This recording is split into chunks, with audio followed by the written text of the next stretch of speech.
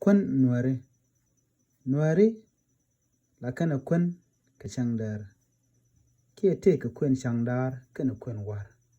Kwen changdara a kwen mishamat a man gada kana gwan gada.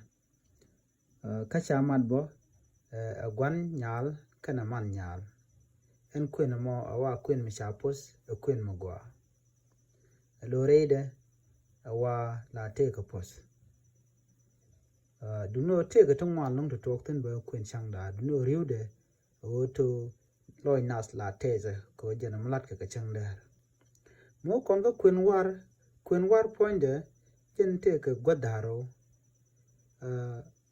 Menyam te ka kwel de nyal de kwalije.